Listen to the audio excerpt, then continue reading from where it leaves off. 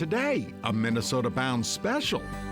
Ron Scherer returns to talk all about whitetail deer. Ron explores our long history with this graceful animal. We examine a deer's senses. And we revisit a time when Minnesotans gathered to ensure a future for these wild creatures.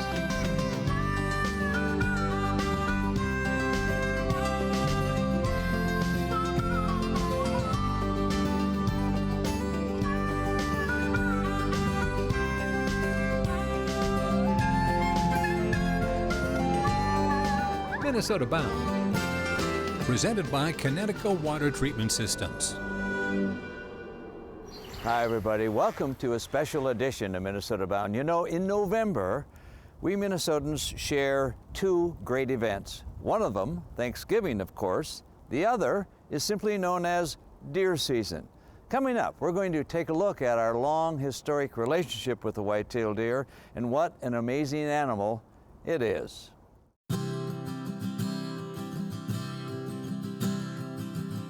We Minnesotans love our walleyes. To prove it, the walleye became the official state fish as proclaimed by the legislature. Truth is, we also love our whitetail deer, although it's never been crowned official state animal, thanks to strange politics in St. Paul. Oh, it's been nominated 8 times, as late as 1989, to be named official state mammal. And 8 times the proposal failed for lack of votes. Doesn't matter. Every autumn, more than 600,000 Minnesotans, or roughly 12% of the state's population, double the national average, cherish hunting the whitetail. It's in our DNA. Minnesota and whitetails go back long before white settlers arrived. The Ojibwe hunted Wawashkishi for venison to eat, buckskin to wear, and, plain and simple, for survival. In 1858, the year Minnesota became a state, is also the year a legal deer season was set. It was 5 months long, no bag limit, shoot as many deer as you want, no license needed. In 1899, the first deer hunting license was required. The price, 25 cents. Today, a deer license is $34. Early on, the hunt for deer was not a pastime, but a necessity, as early settlers, too, relied on wild game. Deer were actually scarce in the 1880s, especially in the state's northern half. However, as forest logging and agriculture expanded northward, whitetail populations boomed in response to the increased habitat and stricter hunting regulations. In 1901, the deer bag limit, which had been 5 animals, was reduced to 3 deer and a 30-day hunt. Only one time in Minnesota history, 1971, was the scheduled deer season canceled for lack of deer. So far, it's never happened again. And that's a good thing. A Minnesota deer season is more than a license to hunt. For more than 150 years, deer hunting has been an autumn tradition, a gathering of family or friends, often in something called deer camp, where, as they say, you can scratch where it itches. Cheers. Off he goes. Minnesota bow hunters and muzzleloaders share the same passion. Deer hunting is also big business, an annual gold mine expedition for jumping gold nuggets. DNR estimates the overall economic impact of a typical deer season is roughly $500 million. Of that, some $260 million in retail and $33 million in state and local tax revenue. DNR itself hauls in roughly $18 million a year in license revenue. This may explain in part why the state of the deer herd is of great importance to the Department of Natural Resources. Barbara Keller, DNR Big Game Leader, explains. Well, I'm certainly biased, but I think they rank very near the top, up there with walleye, very iconic to the state. I've learned the hunters here are extremely passionate. The DNR has a deer management plan to follow, but it's a tight rope. honestly, it's more like managing people than it is managing a wildlife species. Our primary tool for managing our deer population is through hunting. That's been proven to be the most effective way to manage deer.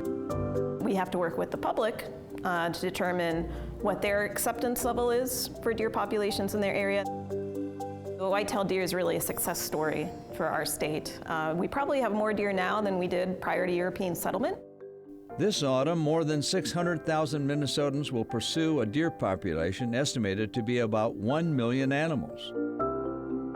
Clad in camel or blaze orange, hunters invade the state's fields and forests, carrying with them hope and anticipation, including big buck fantasies or a freezer full of venison, including self-made jerky. When the hunt is over, roughly 1/3 of those hunters will return home with venison. The rest, some 400,000 Nimrods, will depart the woods empty-handed. One might think that such a low success rate would soon end our passion for deer hunting. Doesn't seem to matter. Hunting a deer is more than just killing a deer. If you hunt deer, you discover that truism. If you don't, you won't. Trying to outwit a whitetail deer is a passion that knows no boundaries, never has, never will.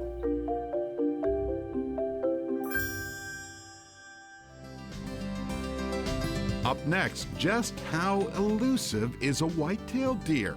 Ask any hunter, and they'll tell you. Minnesota Bound, brought to you by Connecticut, Strike Master, Star Bank,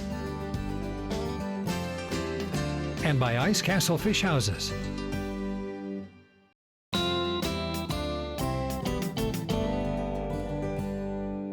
Up next, we'll explore the fine senses of a whitetail deer, its nose, eyes, ears. And as I research this, I'm amazed that I ever saw a deer in the woods.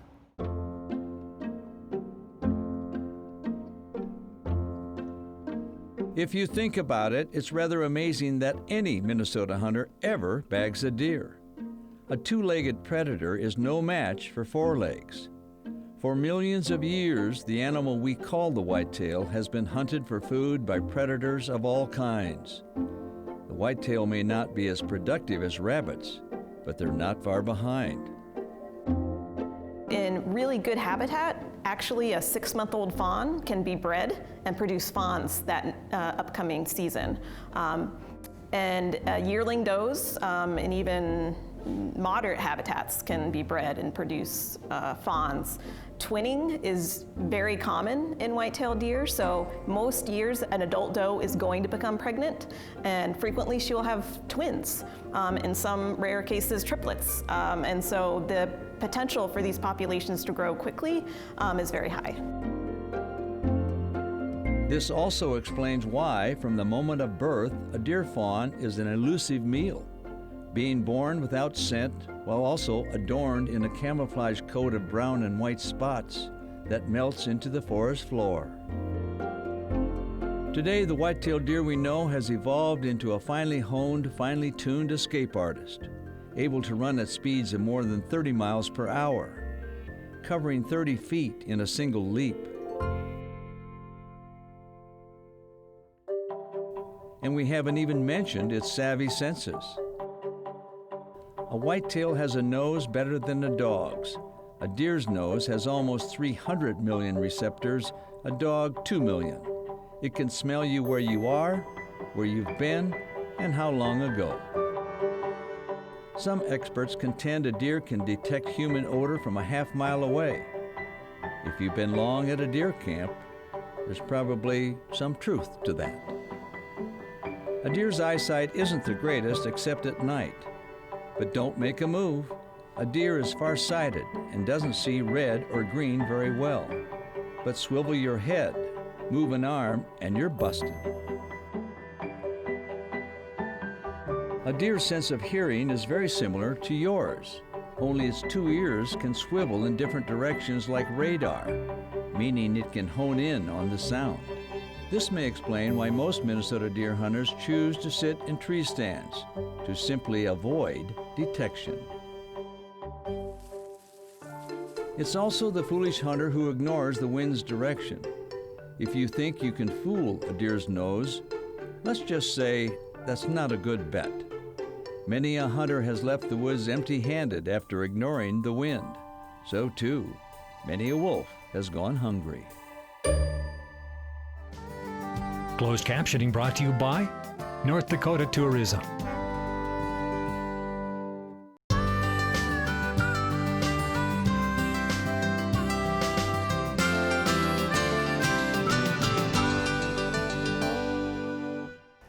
You know, it might be perplexing to understand that the same people who go out in the woods to shoot a deer are also the same people who love a deer, which brings up our next story. It's about the Minnesota Deer Hunters Association, which is really a love story. Today, white-tailed deer in Minnesota thrive in our farm fields, our northern forests, and our city suburbs. Despite its beauty, we all may have a different view of the animal because they're everywhere. Deer raid farm crops, they damage vehicles.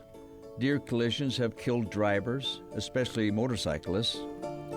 And if you try to grow hostas around the house in the vicinity of deer, well, don't. In 1969, however, the threat was much different. Deer were in deep trouble, in deep snow, in much of northern Minnesota.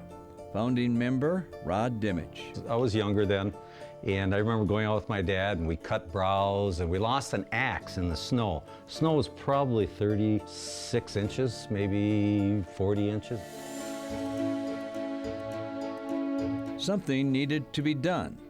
A small band of hunters from Grand Rapids collected starved deer carcasses and dumped them on the Capitol steps in St. Paul.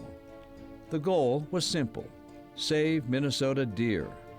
Out of that battle cry, hunters organized to feed deer and later, in 1980, formed the Minnesota Deer Hunters Association, today headquartered in Grand Rapids. It was a single issue thing. It was essentially to create more habitat for the white-tailed deer. To make more deer habitat, the association actually recycled deer, selling donated deer hides to pay for more deer habitat work in the forest. MDHA started with the objective of hunting, habitat, education, and legislation. Today, the Deer Association has 63 chapters around the state and more than 20,000 members. Executive Director Craig Engwall. You know, I think one of the things that's great, and I love the other organizations that are national, but this was truly the grassroots where there's a crisis in Minnesota and a bunch of people said we got to do something and get the legislators' attention. The Deer Group also operates summer forkhorn camps for young would-be hunters. In Forkhorn 1, the kids get their firearm safety, plus hunting ethics, you know, and all the hunting skills, the orienteering. Last year, it was 869 kids that went to camp for 1 full week. It's all about the future. It's all about the kids. It's about the resource. It's about the magic of deer hunting. However, not all is blue sky for the future of deer and deer hunting in Minnesota. For one thing, deer hunters are disappearing, along with their financial support to manage deer. From the year 2000 to 2015, resident license purchases declined by 15%, due largely to Minnesotans under the age of 44 who have not taken up deer hunting. The baby boomer generation constitutes the largest portion of our deer hunters. As they continue to age and leave the sport, they're not being replaced by youth. In addition to fewer hunters, a greater concern at the moment is a fatal deer disease showing up in Minnesota known as CWD. We think it has the potential to be really serious, and why I say that is it's a disease that doesn't just show up, do its damage, and move on. I don't think it'll be no deer. I think they're going to have reduced deer populations. And nobody wants that to happen. Right now, we would describe our infection as fairly limited, and we're trying to keep it that way, obviously. Our desire is to leave a legacy of disease-free deer. Up next, Ron Schara shares his respect and, yes, his love for the white-tailed deer. Minnesota Bound, brought to you by Minnesota DNR, Radco Truck Accessories, and by Totem Resorts, the premier destination for world-class fishing.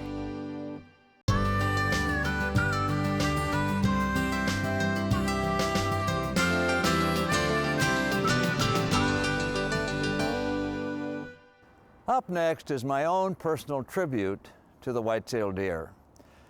When I was about 14 years old, I'll never forget, I was squirrel hunting in the woods in Elmwood County, Iowa, when I saw my first deer in the woods. It was a moment I'll never forget, and I never have. When autumn glows under the ruddy moon, this is your time, old friend of mine, you, the white-tailed deer. Your beauty is forever awesome. Your grace is nature's best. I never tire of seeing you, old friend of mine, you, the white-tailed deer. They say these are the good old days for you and your kind. You roam not only the fields and forest, but farms and even suburbs are homes to roam. There was a time, old friend of mine, when a century ago you were almost gone. Underappreciated, overhunted. In northeast Iowa, my grandfather in 1913 saw his name in a local newspaper for merely seeing a deer track. But that's history, old friend. Now the American hunter and wildlife managers have brought you back to more than 30 million strong. Now you're sometimes a pest crossing busy roads, eating money crops or expensive flowers next to my house. But I'll say this, you're still a pretty pest, graceful in every way.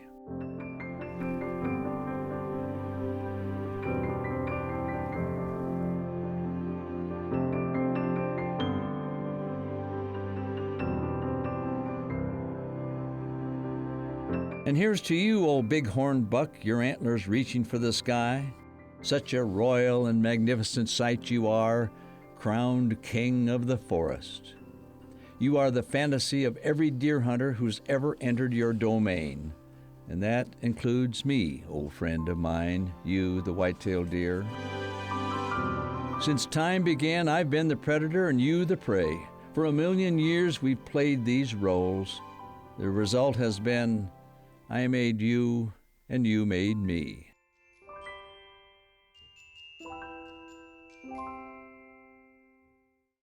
Today, some say, our hunting game should end, that you're too pretty to be hunted down, that against me and my high-powered weapons you have no defense, you can't defend, they claim.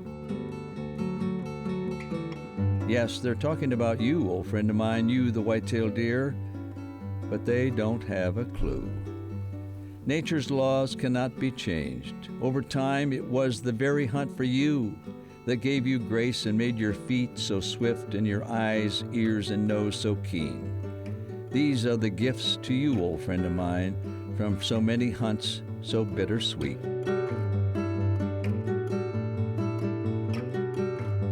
So if the world is listening, as a hunter I'd like to say, it's always a challenge and always a privilege to share the woods with you. So too, it's an honor to simply know you in your environment. You, old friend of mine, you, the white-tailed deer.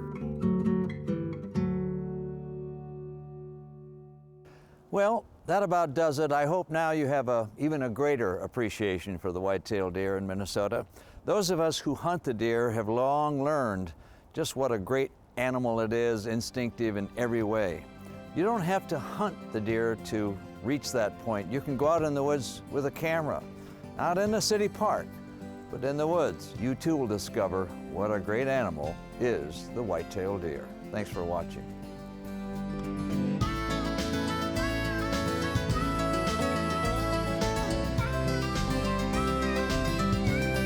Transport Transportation provided by Premier Transportation. Call 1-800-899-7433. To get more Minnesota Bound, including full episodes, go to mnbound.com. And to follow our latest adventures, like us on Facebook.